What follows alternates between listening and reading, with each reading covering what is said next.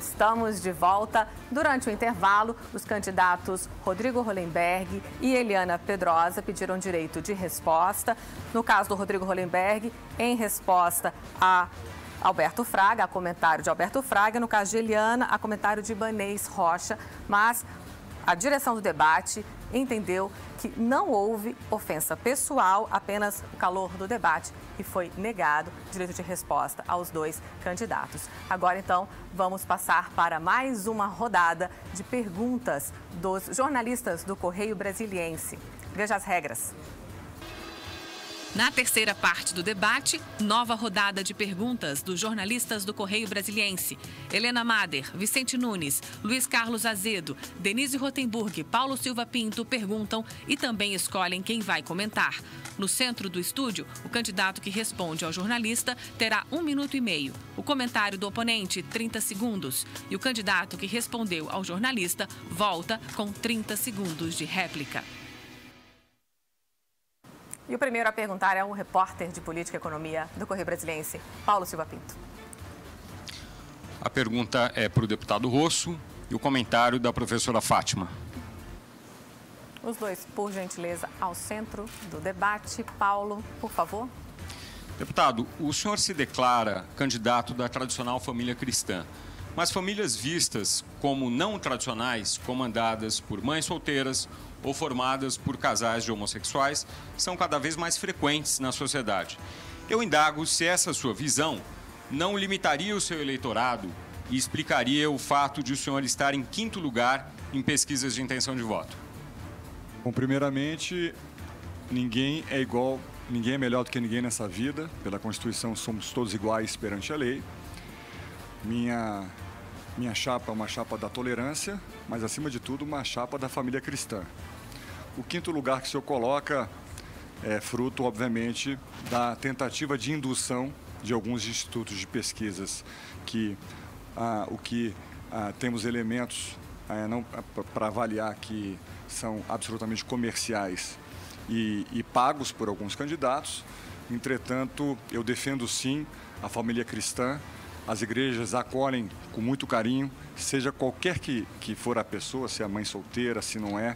Acho que todos somos seres humanos. Então, a sua pergunta, na minha opinião, ela é infundada na medida em que cada um tem suas convicções, os seus valores, e eu defendo os valores da família, eu defendo a vida, eu defendo a absoluta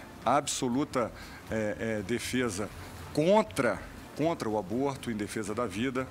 Essa questão da questão de gênero também nas escolas, isso é um absurdo e dentro do Congresso Nacional, desde do dia que iniciei, entrei para a Frente Parlamentar Cristã e cada um tem a sua convicção. Eu não estou aqui para agradar um ou outro eleitor, eu estou aqui para defender aquilo que eu acredito como princípio. E para mim o princípio da família cristã é muito importante, por isso que as igrejas do meu governo, elas vão... Candidato, acabou seu tempo. O comentário da candidata Fátima. Candidata, a pergunta do jornalista toma todo o sentido, porque em todas as suas apresentações de debate, o senhor tem usado a questão do cristianismo. Veja, eu sou cristã, fui criada pelo Colégio de Freiras, fui aluna de D. Helder Câmara, mas isso não me dá o direito de não reconhecer todas as famílias que a sociedade vem constituindo. Então, o senhor tinha que dizer o seguinte, que uma vez governador, o senhor vai trabalhar para que todas as políticas públicas respeitem por direito, inclusive constitucional, de que as famílias das suas mais diferentes... Acabou seu tempo.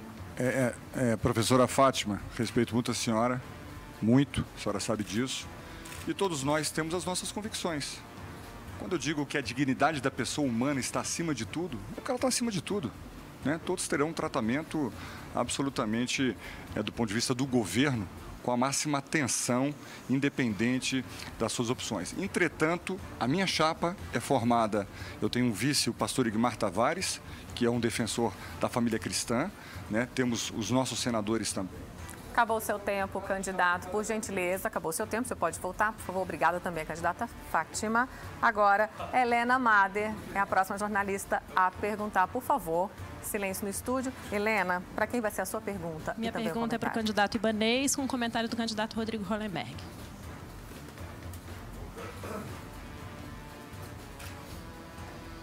favor, Helena. Candidato Ibanez, o seu partido, o MDB, tem um candidato à presidência, que é o ex-ministro Henrique Meirelles, do qual o senhor diverge em várias questões. O senhor disse que diverge dele com relação à reforma, como a reforma da Previdência. Aqui, em entrevista ao CB Poder, o senhor disse que não é homem de se omitir, mas tem evitado declarar quem é o seu candidato à presidência. Então, questiono o senhor em quem o senhor vai votar no próximo domingo para presidente da República.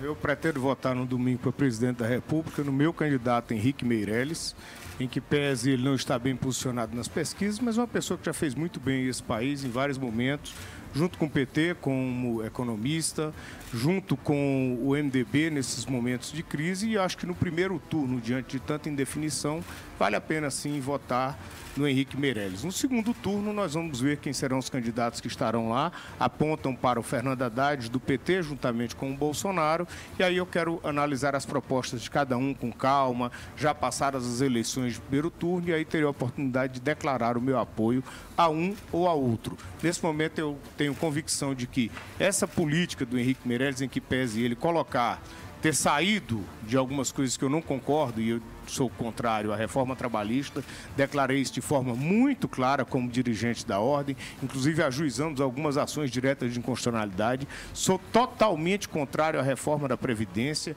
coloquei vários pareceres da Ordem contra essa reforma da Previdência, por acreditar que ela causa empobrecimento no país, que ela traz números que são divergentes, e o MDB tem disso, tem várias correntes que defendem os seus posicionamentos. Eu defendo o trabalhismo, eu defendo o servidor público, eu defendo uma boa política para o servidor público e uma política com responsabilidade. Então eu tenho muita tranquilidade, cada um pensa e faz como quer. Eu tenho uma característica na minha trajetória, que é a coerência. Eu me orgulho muito de, nesse momento, estar acompanhado da Leila do Vôlei, candidata ao Senado, e do Chico Leite, candidatos ao Senado. São duas pessoas de trajetórias limpas, que já serviram muito a essa cidade e ao Brasil, no caso da Leila, de formas diferentes. E sou dos poucos políticos nesse país que só teve um partido ao longo da vida. E meu voto no primeiro turno, ele é sabido, é do candidato Ciro Gomes. Réplica, candidato Ibanez agora, 30 segundos. Eu gosto muito disso também, Rodrigo, coerência. Teve momentos que você teve, na primeira sua candidatura a governador, que você caminhou junto com o Antônio Garotinho. Inclusive, defendeu ele muito. Então, isso é bom mesmo ter coerência. Você ficou no mesmo partido, naquela época ele era candidato do seu partido e você o apoiou. No final é que você deixou e aí foi apoiar o PT para poder ter um cargo na secretaria, no ministério, na secretaria que você acompanhou. Mas isso é muito bom. Coerência é importante na vida de todos. Obrigada aos candidatos. Eu convido agora a colunista de política, Denise Rotenburg, para fazer a próxima pergunta. Escolha também quem vai comentar, Denise. Olá, obrigada, Simone, obrigada a todos. A minha pergunta é para Eliana Pedrosa e quem comenta é o candidato Júlio Miragaia. Por favor, candidato, ao centro do nosso estúdio. Pode começar, Denise. Candidata, a senhora sempre minimiza o fato de ter empresas, mas há alguns dias os brasilienses foram surpreendidos com o fato da senhora ter os seus bens bloqueados por um processo no Rio de Janeiro que está relacionado à máfia do ex-governador Sérgio Cabral, que por um acaso está preso. Eu queria saber como é que garantia que a senhora pode dar aos brasilienses de que os interesses empresariais não vão se sobrepor ao interesse público se a senhora for eleita? E, em segundo lugar, que garantias que a senhora dá também de que processos como esses não vão se repetir? Isso é uma inverdade. E em 20 mil páginas desse processo, eu não sou citada uma só vez imputando a mim improbidade administrativa ou desvio de recursos públicos. Eu configuro o meu nome no processo apenas porque fui proprietária da empresa há 12 anos atrás, quando ela foi vendida e o contrato social da venda não foi colocado dentro do processo. Tanto é que o juiz já reviu essa decisão e eu não tenho bens bloqueados hoje. Mas vou aproveitar o restante do tempo para falar da minha intenção de fazer muitas obras de infraestrutura. Nós precisamos fazer com que as pessoas cheguem mais cedo em casa.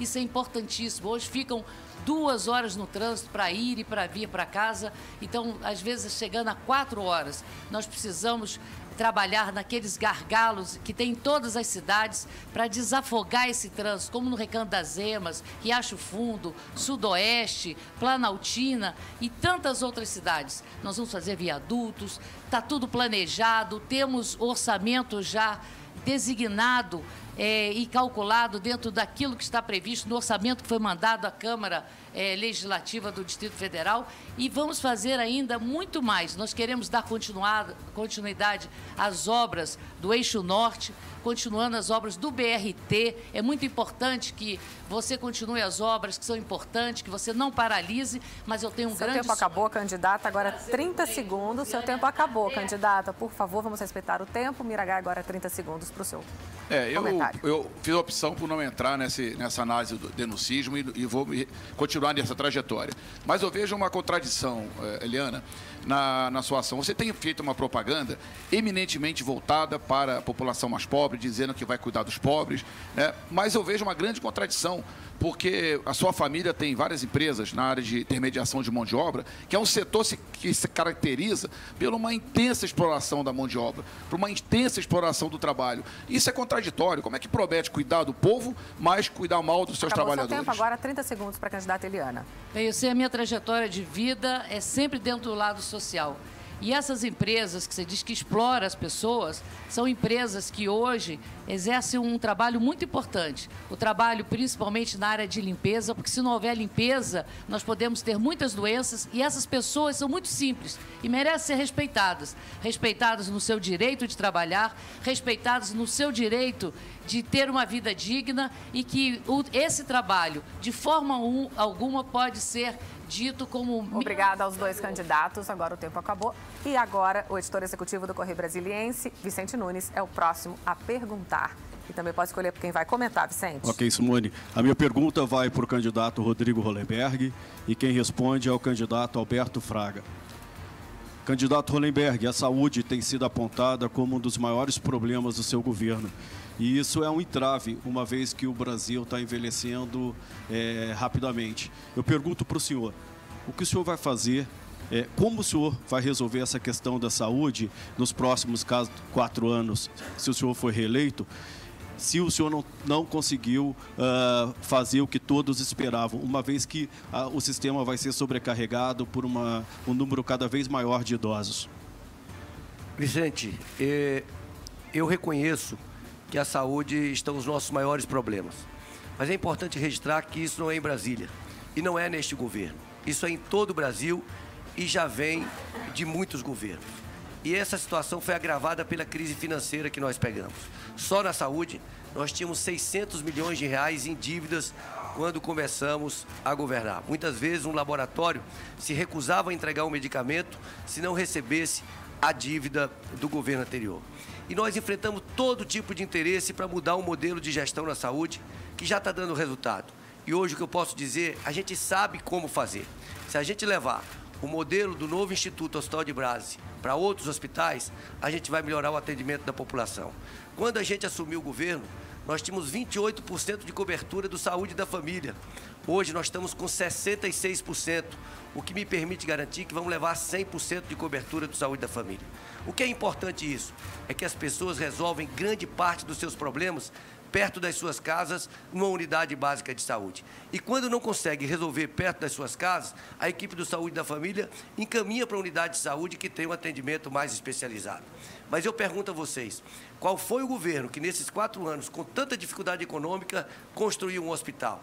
E eu tenho a felicidade de dizer que o novo Hospital da Criança já está funcionando. Essa semana já recebeu os primeiros pacientes, mostrando a nova... Seu tempo acabou. 30 segundos agora, Fraga.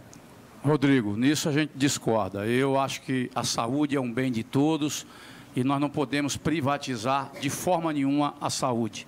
Você, quando cria aquele modelo, o Instituto Hospital de Base, aquilo ali você está matando, está assassinando a saúde pública do Distrito Federal. Por isso, no nosso governo, a primeira coisa que nós vamos fazer é interromper aquele contrato, porque na saúde não se pode visar lucro. Nós temos que dar atendimento e salvar vidas do povo de Brasília.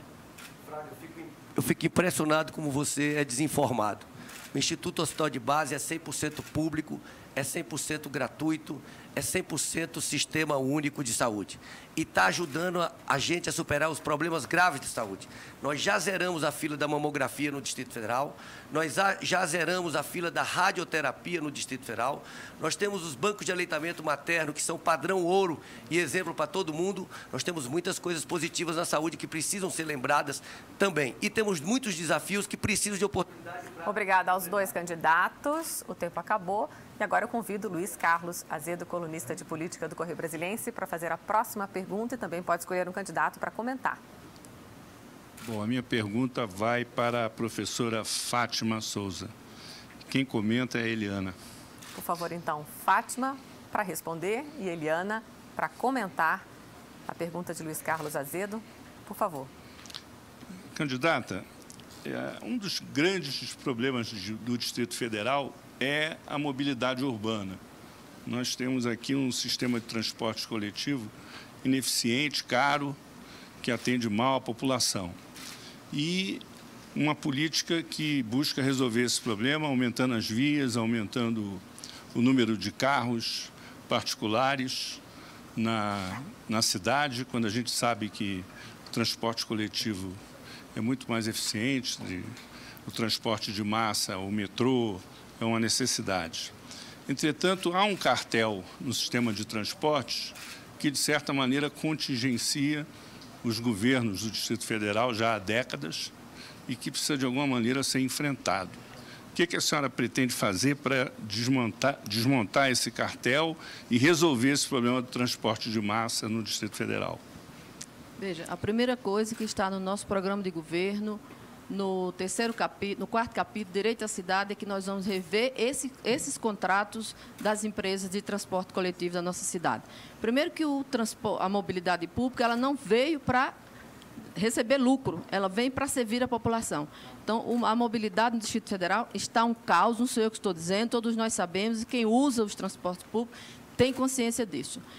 Eu mesmo fui usuária quando fiz a faculdade de Ceilândia, usei o metrô. Então, assim, no nosso programa, o metrô é o eixo estruturante e todos os outros modais estarão interligados, não só com bilhetes únicos, que, segundo o Rodrigo, ele andou fazendo, eu não sei se ele fez isso de verdade, mas nós vamos enfrentar, sim, os cartéis, com toda a autoridade que nós temos, com toda a condição que nós temos como gestora pública, dizer que transporte público é para servir a população de forma segura, sem atravessamento de nenhum especulador, principalmente as pessoas que querem usar das pessoas para terem lucro. Então, eu espero que a Eliana, se eleita for, também faça o mesmo.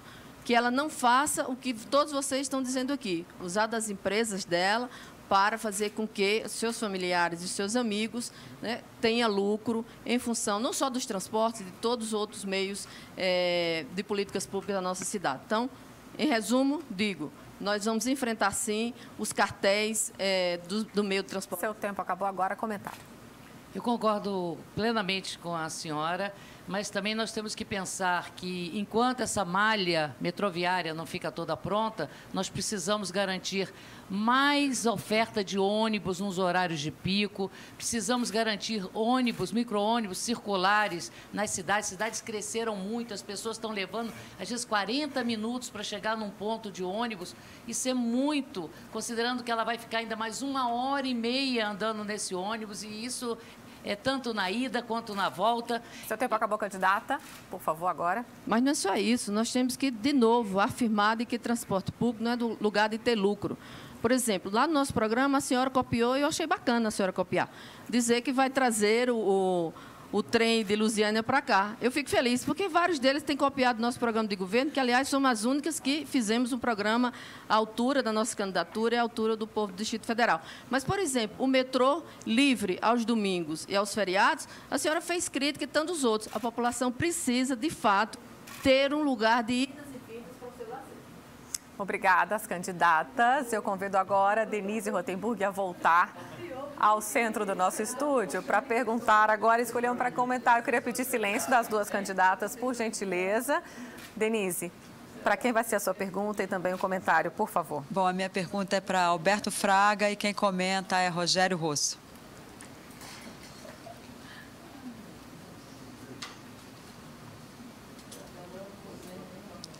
Por favor, Denise, pode perguntar.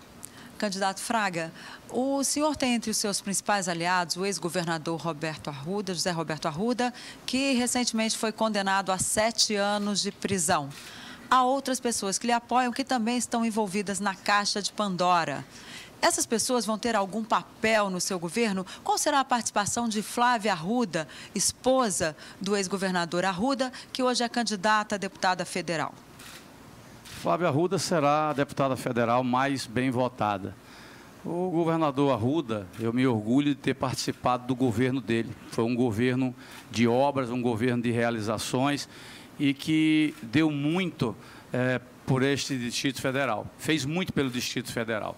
Os problemas de ordem pessoal dele, ele vai responder na justiça e cada um carrega a sua cruz. Eu não vou me furtar, nem serei hipócrita ao ponto de dizer, eu sendo do governador, que não vou ouvi-lo. Vou sim, vou ouvi-lo porque acho que ele é um grande, um grande político, é uma pessoa que sabe fazer obra no Distrito Federal, tem despreendimento e eu não me envergonho disso não. Agora, pode ver, o meu nome por acaso estava envolvido em Caixa de Pandora? Nunca teve. Então, me arrumaram condenação depois, né? Exatamente se eu fosse do quilate que estão falando, talvez eu tivesse até algum envolvimento. Nunca tive envolvimento em Caixa de Pandora, meu nome nunca surgiu. Agora, repito, é um bom nome, é um cara muito...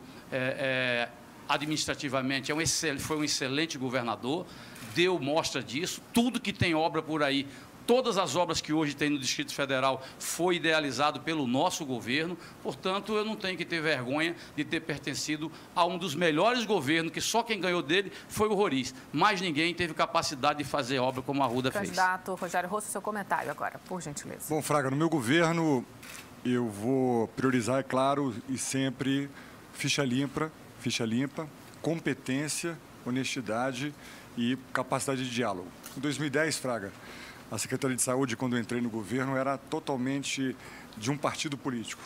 Eu simplesmente tirei esse partido político da secretaria, chamei uma secretária sanitarista, a doutora Fabiola, dei a ela carta branca para fazer e avançamos muito, como o PDPAS e outras áreas e reabastecer a rede. Seu tempo acabou. Agora, por favor, candidato Fraga, mais 30 segundos. Rodrigo, eu acho muito relativo essa questão... perdão. Rogério, eu acho muito relativo essa questão da ficha limpa. Claro que você não pode botar determinadas pessoas com processos para exercer funções essenciais ao governo. O assunto aqui foi o ex-governador José Roberto Arruda, onde eu disse que não tenho vergonha de falar dos feitos que ele fez como governador e certamente será um ótimo conselheiro para aqueles que querem realmente desenvolver o Distrito Federal. Obrigada aos candidatos. Eu convido Helena Mader agora a voltar aqui para o nosso estúdio. Por gentileza, Helena. Por favor, Helena. Para quem vai ser a sua pergunta? Helena está se dirigindo aqui ao nosso debate. Minha pergunta é para o candidato Miragaia, com comentários do candidato Ibanez.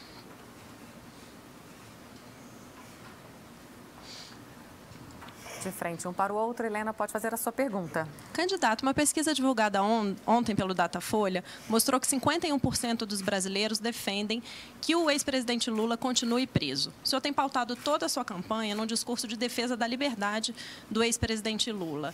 Esse seu posicionamento atrapalha a campanha? Representa um teto ali para a sua campanha? De forma alguma. Você mesmo disse 51%, teria 49% defendendo a liberdade de Lula. Eu já vi outras pesquisas dizendo que a maioria defende a liberdade de Lula, porque Lula é um preso político. Lula é um perseguido político. Não há prova nenhuma, não há crime, né, que o Lula tenha feito alguma coisa. O que tem são delações de pessoas que querem se safar. Pessoas que querem se safar, como essa questão do Palocci agora, que tem a promessa de reduzir em 2/3 a sua pena. A delação do Palocci, escuta isso, eleitor, escuta isso, a delação do Palocci foi recusada pelo Ministério Público. E o Moro colocou essa delação 5 dias das eleições, tentando interferir no processo eleitoral. O presidente Lula foi o melhor presidente da história desse país, pelo menos o que mais olhou para os pobres. A política de valorização do salário mínimo, a política de habitação popular. Foi o Lula que colocou o negro e o pobre na universidade.